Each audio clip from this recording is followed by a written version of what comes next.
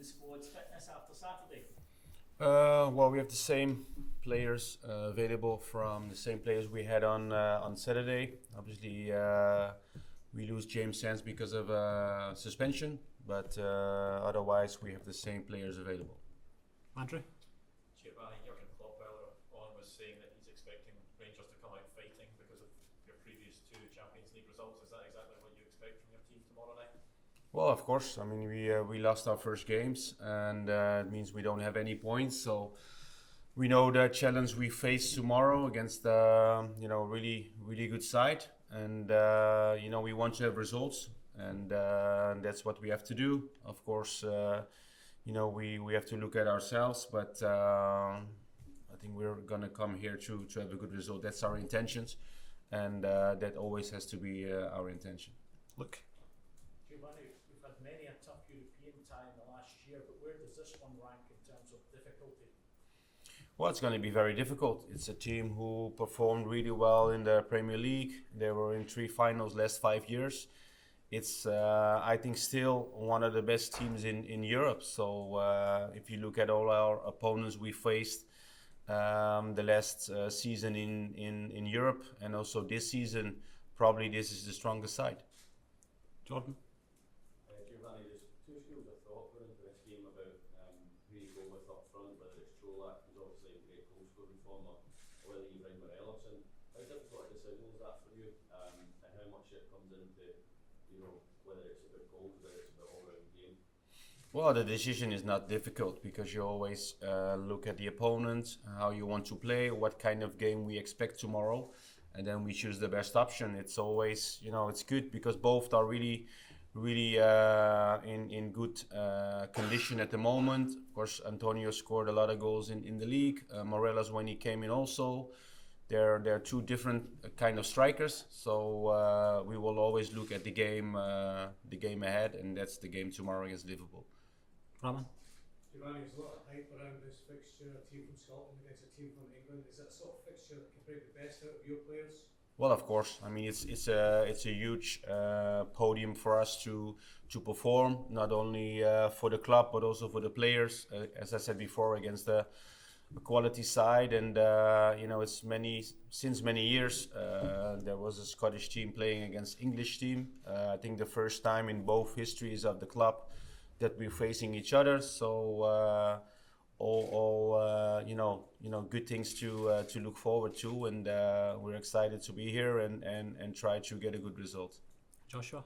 Giovanni, obviously Liverpool, as you say, the strongest team you faced, but they've conceded a lot of goals of late. When you've been looking at them, is there areas of their game that you feel confident your team can exploit tomorrow, even though you're playing away from home? Well, there are always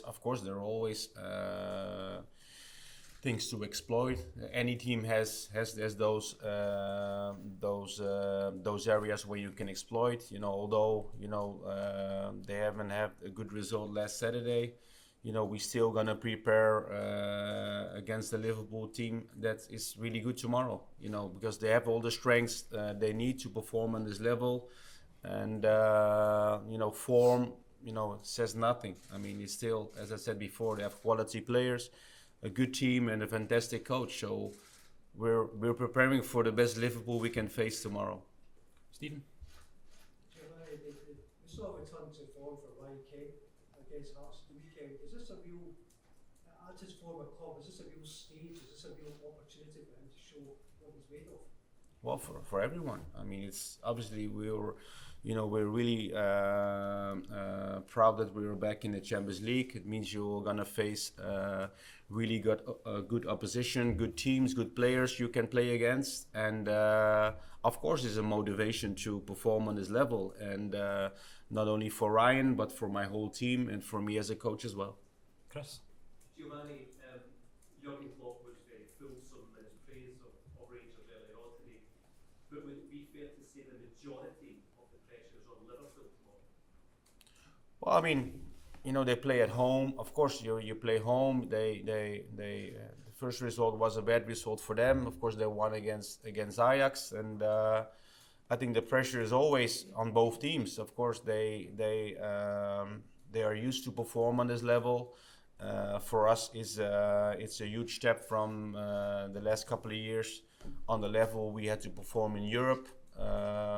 But we embrace the challenge, and of course the pressure is also on us, because we want to be still be involved in Europe after the World Cup break. So that means you should have points to be won to go through. But it's a hard place to come, but still we believe there's something possible, although we're gonna face a huge challenge. Chris?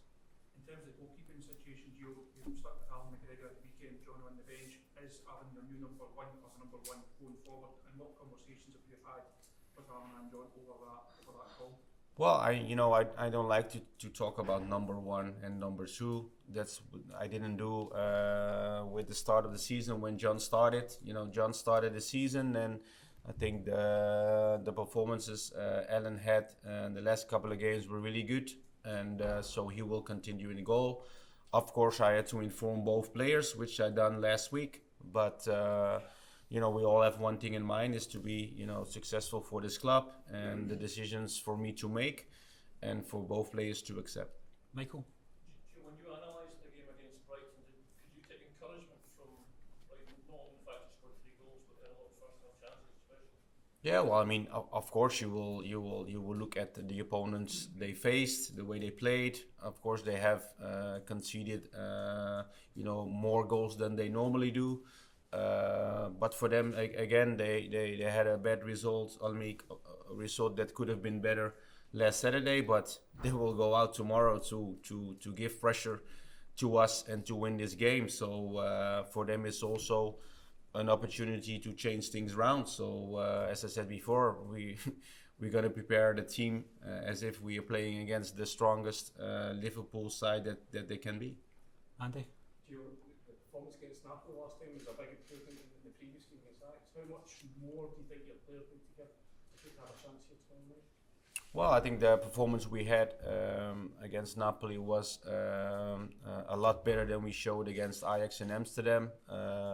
I think we competed really well until the red card, which after that made it really difficult for us to keep a clean sheet, and going forward was much more difficult. But in Europe, against the opponents we face, you have to be on top form, individually, but also as a team to face the challenge you face every game in Champions League. Buddy? Would you accept that on the basis of form so far, we really just don't know what to expect from Liverpool or Rangers exactly in this game? Well, it's a good game then. You're gonna watch if it can go all the way. Either that's maybe also the beauty of football. I mean, we didn't start well in Europe. The last 2 results we had in the league, was very positive for us, because the result on Saturday.